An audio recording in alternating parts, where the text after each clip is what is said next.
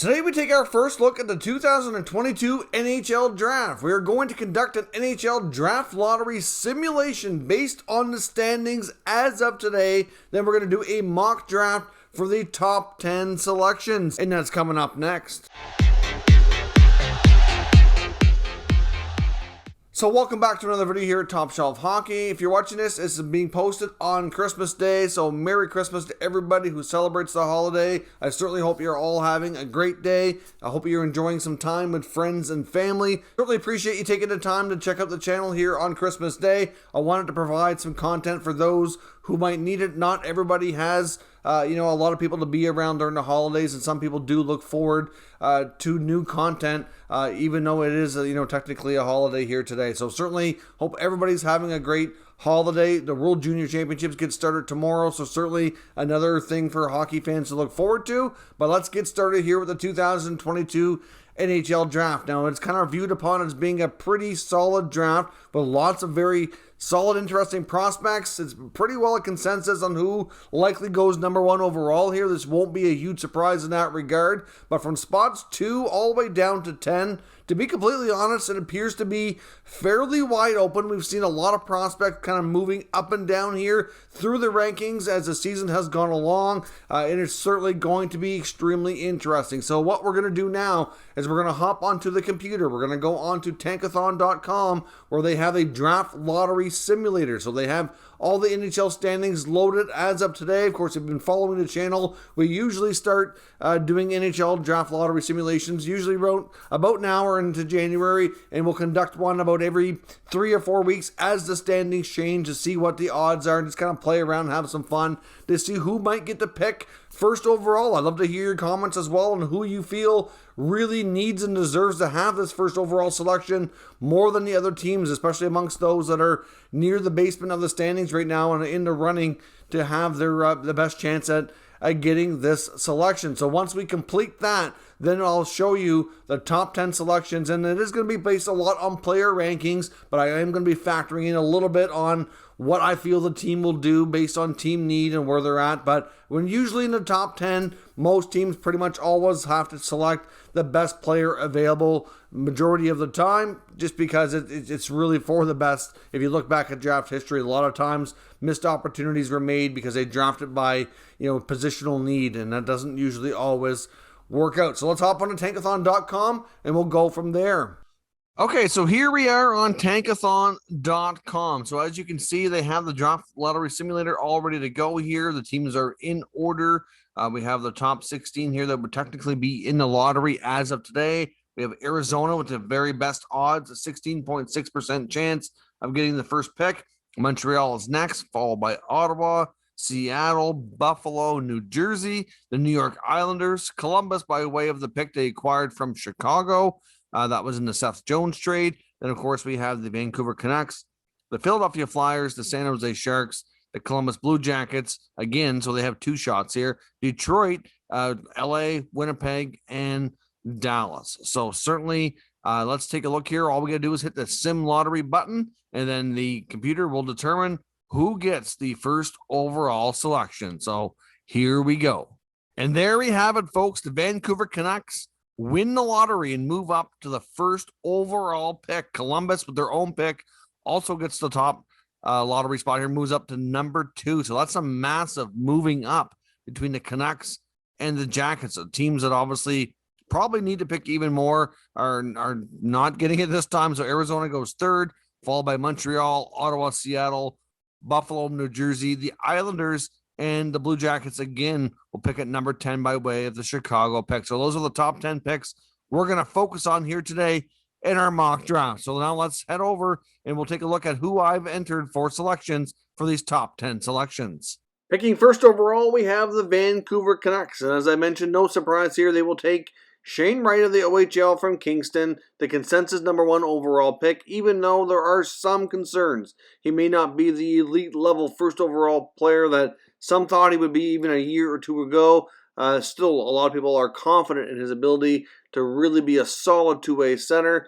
He draws some comparisons to a guy like Patrice Bergeron, plays a very mature, responsible 200-foot game, and I personally think that the reason we haven't seen the offensive output is more about his team than himself. And you got to remember, too, a lot of these guys haven't played the level of hockey and the amount of hockey that they're used to for like the last year and a half or more. So I think once he gets into a better rhythm, I think we'll see that offensive output certainly increase for sure. Imagine the Canucks with Wright along with Pettersson and Horvat down the middle. That's a triple threat. That would be as good as it gets in the NHL. Horvat eventually could be that number 3 spot, where Wright could be that number 2 spot. Like I said, playing a similar role to Bergeron. You get Pettersson up the middle at number 1.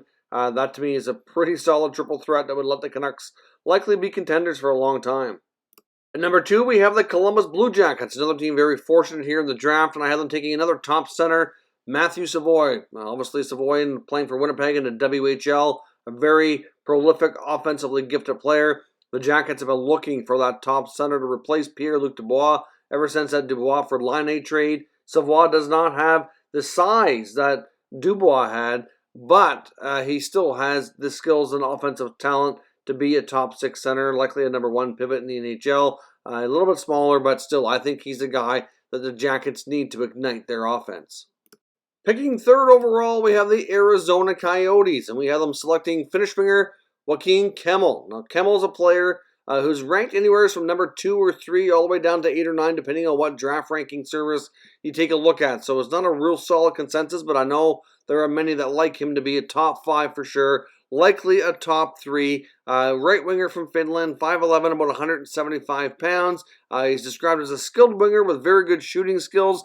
Plays with a lot of jump and very good creativity, and certainly hard to play against. A very entertaining player. So to me, he's one of those weapons that the Blue Jackets don't have. It could be a big piece in their rebuild moving forward. Picking 4th overall, we have the Montreal Canadiens, and I have them taking another center in this draft, Logan Cooley, the American-born player from Pittsburgh, a center iceman, 5'10", about 175. Again, by many of these draft ranking services you can follow, ranked anywhere between 2, 6, 8, 9. He's kind of all over the place. Like I said, this top 10 is really wide open, and he's certainly considered a strong two-way center, good in the face-off circle, pretty good offensive talent as well. He is going to be playing U.S. college hockey in the NCAA for the University of Notre Dame, so certainly not somebody who will jump right to the NHL. Probably about 2 years away before having that opportunity, but had a good solid 21-22 so far here with the United States national team development program. It looks like a good center prospect. After losing Kotkaniemi, I think the Habs are starting to get a little bit more thin down the middle, along with Philip Deneau, who left via free agency. Even though this is kind of drafting by positional need, to me, in my opinion, he is could be argued here the best player available at the spot anyhow, so it's a good pick for the Habs. Picking 5th overall, we have the Ottawa Senators, and they have them taking top defenseman in the draft, Simon Nemec. Now, Nemec is arguably the best D-man in this draft, pretty well-rounded.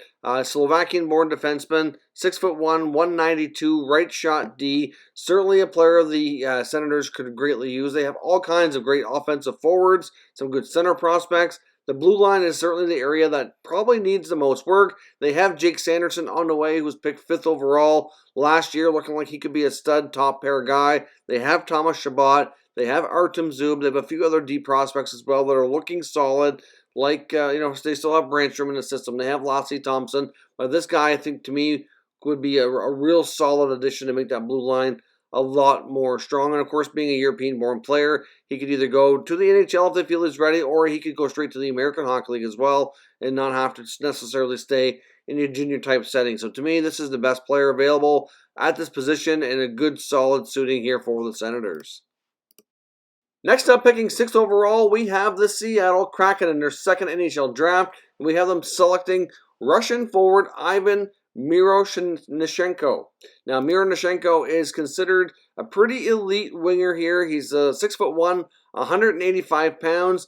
His stats really where he's playing over in the Russian Junior League are not going to exactly wow you this year. He's put up 11 points in 23 games, but all the scouting services do say he is extremely talented. He's an elite skating, shot, and good size. Certainly not afraid to play physical either. And like I said, he probably has arguably one of the best, if not better, if not best shots in this draft class, at least amongst those, in the top 10, top 15, draft rankings here. But he's just a guy who's good all around the net, great shooter, and can certainly add a lot of offense. The Seattle Kraken certainly need some help scoring goals, and I think he can be a huge factor in accomplishing that.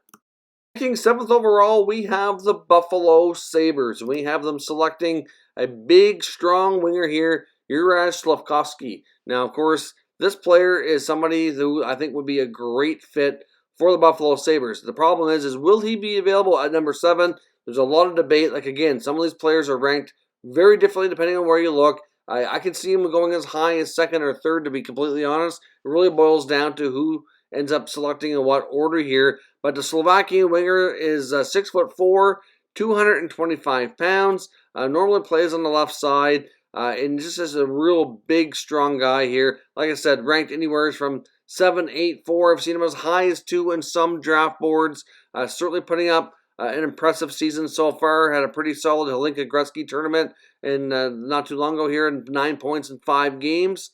And to me, could be that big, strong scoring winger who's pretty well rounded by the looks of things, that could really be a nice addition here to any team, especially a team like Buffalo going through a rebuild. But to me, if the Sabres don't take him, then either the Devils or the Islanders coming up next likely do. Selecting 8th overall, we have the New Jersey Devils. I think their need is obvious, and they have a great player to select here, D-man David Jiricek, who's arguably, again, one of these players who could go even a little bit higher, maybe go a little bit lower. But the Czech-born defenseman, 6'3", 190 pounds, is a pretty solid overall player. A lot of the draft services, I've seen him as high as number 3 or 4, and I've seen him as low as about anywhere from 11 to 13 range. So hard to say where he's going to go. It kind of a little bit depends on need here, but he is an extremely solid, clean skater. Has a good breakout, good pass. Not going to wow you a lot on the offensive side of the puck, but he's very active defensively, very responsible in his own end. Not afraid to jump up into play and be an offensive player at times, but primarily known for being more of the defensive style defenseman who can be that stabilizer on the back end. And New Jersey certainly has some higher end forwards. They could use another solid D-man to kind of level out their game here. Selecting 9th overall, we have the New York Islanders in a disappointing year, but they have the opportunity to select Danila Yurov, the Russian player. To me here would be a good fit, I think. Yurov's another one of these players. I've seen him ranked as high as 3 or 4 in some boards. Definitely a top 10 consensus pick on majority of scouting services that I've reviewed here before making this video. Right winger, 6'1", about 180 pounds. Left shot, is a very strong skater. Looks like he's very high hockey IQ with a good set of skills, strength, and shooting. The numbers aren't going to wow you in the KHL this year. He's played in 21 games, but does not have any recorded points. Has played also in the Russian NHL League, where he's had a solid showing of 12 points in 6 games. But considering his age to get called up to the main level KHL, not having a ton of points is really not something that's overly concerning. Still a very talented player. The Islanders need an infusion of young offensive forwards into their group here in the coming days, and to me, makes a lot of sense to draft this player at this spot. Selecting 10th overall, once again, we have the Columbus Blue Jackets, and I have them taking another top center here, Connor Geekie. Now, Geekie, another center from the Winnipeg Ice from the Western Hockey League. Of course, brother to Morgan Geekie of the Seattle Kraken. I kind of half wonder if the brother connection might be something that the Kraken might want to take a look at here. But obviously, teammates with center Matthew Savoie, who they had selected 2nd overall in this draft. They could get a pair of prospects here from this Winnipeg team who's got some solid offensive players. Currently has 35 points in 31 games. Geekie's a way different center iceman than Savoie.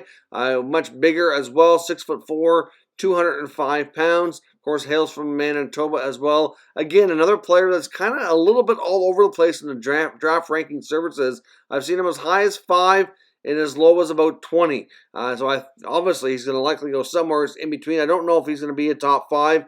More than likely not. Possibly a top 10. And I think for sure likely a top 15. But certainly get the size and strength and ability here to be a top offensive center. I think there are some consistency concerns as well as what I've heard on this player. But certainly a guy who's very intriguing to get a guy who can play center at that size and put up those kind of numbers. I think the Jackets walk away here with a couple of top WHL centers who improve their hockey club.